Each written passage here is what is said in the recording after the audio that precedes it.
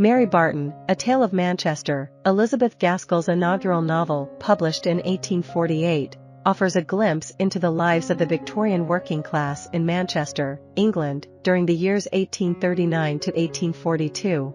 The narrative revolves around both political and domestic matters and is delivered in the first person by the eponymous protagonist. Whether the narrator serves as the author's alter ego is a topic of debate. Gaskell enriches the story with authenticity by employing working-class dialect and colloquial language, as well as incorporating literary allusions.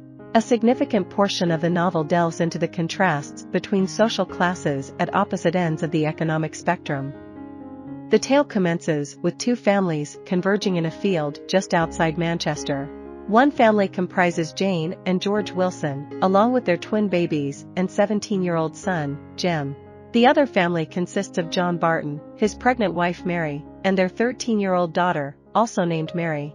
While the women engage in conversation, the men take a walk, discussing Esther, Mary's sister, who recently ran away. John fears that Esther has become too independent due to her earnings as a factory worker. During their interaction, young Mary slaps Jem after he kisses her. The group then proceeds to the Barton residence for tea, where Mary is tasked with gathering supplies and inviting George's sister, Alice, a sick nurse. As the narrative unfolds, 3 years elapse, with Mary apprenticing as a dressmaker and John becoming actively involved with the trades union. By the time Mary reaches the age of 17, she is introduced to a seamstress named Margaret Jennings by her Aunt Alice. Margaret lives with her visually impaired grandfather, Job Legg, and the two forge a deep friendship. Margaret's diminishing eyesight makes sewing increasingly challenging, but she contemplates transitioning to singing as a means of supporting herself. Henry Carson, hailing from the affluent family that owns the mill where George Wilson toils, becomes captivated by Mary.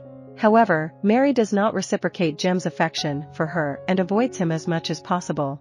George's employment comes to an abrupt halt when the Carson mill succumbs to a devastating fire, leaving Jem as the family's sole breadwinner.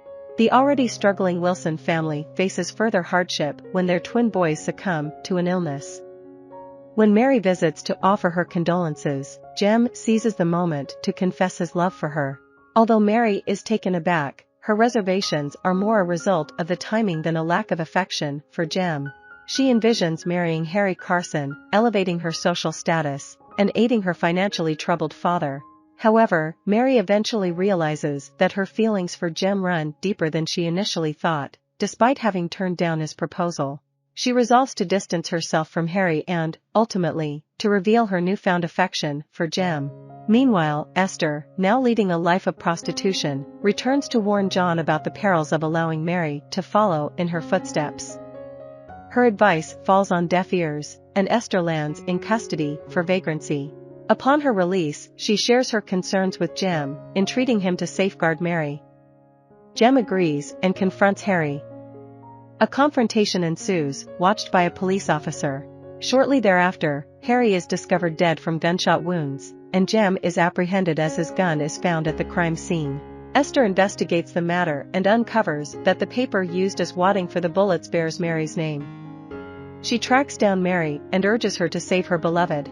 Mary comes to the realization that Jem is innocent of Harry's murder, and the true culprit is her own father. As Mary grapples with the dilemma of saving Jem while protecting her father, she embarks on a journey to Liverpool in search of an alibi for Jem. Mary embarks on a mission to locate Jem's cousin, Will Wilson, a sailor who was present on the night of the murder and can provide a crucial alibi. Unfortunately, Will's ship is already out at sea when she arrives, prompting Mary to pursue him in a small boat. She manages to catch up with the ship, and Will promises to return the next day on the pilot ship to testify at Jem's trial. As the trial unfolds, Jem becomes increasingly aware of Mary's affection for him. Will eventually arrives and offers his testimony, leading to Jem's acquittal. Upon returning to Manchester, Mary discovers her father plagued by guilt. He confesses to Harry's father that he committed the murder and passes away shortly afterward. Esther also passes away not long after these events.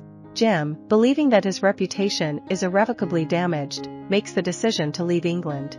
In the book's conclusion, Mary and Jem are married and residing in Canada with their child, accompanied by Mrs. Wilson.